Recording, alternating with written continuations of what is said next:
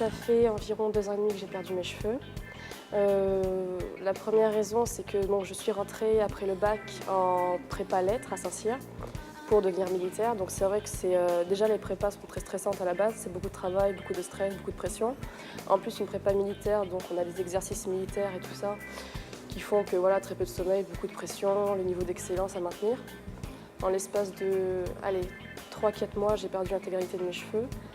Et j'ai aussi le facteur héréditaire qui a joué parce que mon papa a eu la même chose il y a une quinzaine d'années, suite à un choc psychologique en fait.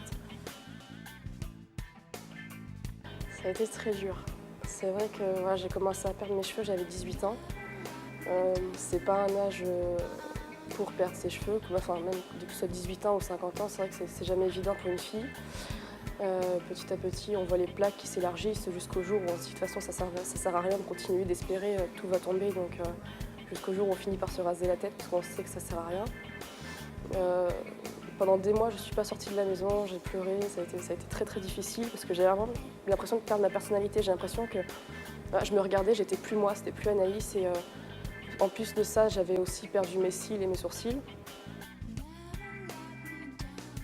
Non, c'est vrai qu'au jour d'aujourd'hui, je vis la maladie relativement bien, mais je suis incapable de sortir, ne serait-ce qu'avec juste un chapeau ou juste un foulard, ou même comme ça, parce que voilà, c'est le regard des gens encore. Moi, par rapport à moi-même, je le vis bien, je me regarde dans le miroir, j'ai plus aucun souci, mais c'est vrai que même auprès de mes amis, je vois parfois certains encore de la pitié dans le regard, et pourtant ce sont mes amis, donc je sais que c'est pas méchant, donc voilà, je veux pas sortir comme ça dans la rue, parce que les gens jugent facilement.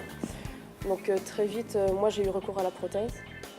Parce que voilà, je voulais continuer à vivre ma vie sans avoir le regard des gens qui me disent « Oh, la pauvre petite malade ». Le shampoing se fait super facilement, le soin, et puis c'est le plaisir aussi de se brosser les cheveux, de se coiffer, de se faire des boucles. Parce que même si c'est pas mes cheveux, je parle pour toutes les femmes qui portent des prothèses, on a quand même ce plaisir de se coiffer soi-même en fait. Et donc non, au quotidien c'est exactement la même chose. La chevelure en elle-même, c'est vrai qu'elle est très agréable à porter au quotidien. Elle ne m'empêche en rien de vivre ma vie. Je peux très bien aller à la piscine, je peux vraiment avoir une vie normale. Je ne suis pas obligée de me restreindre sur certaines activités. Moi, je leur dirais de ne pas avoir peur. Franchement, moi, j'appréhendais le phénomène. Et il faut vraiment sauter le pas parce que c'est vraiment une super expérience et comme je le disais, c'est vraiment un second souffle, c'est vraiment une renaissance. Et voilà, il faut le faire, vraiment il faut le faire.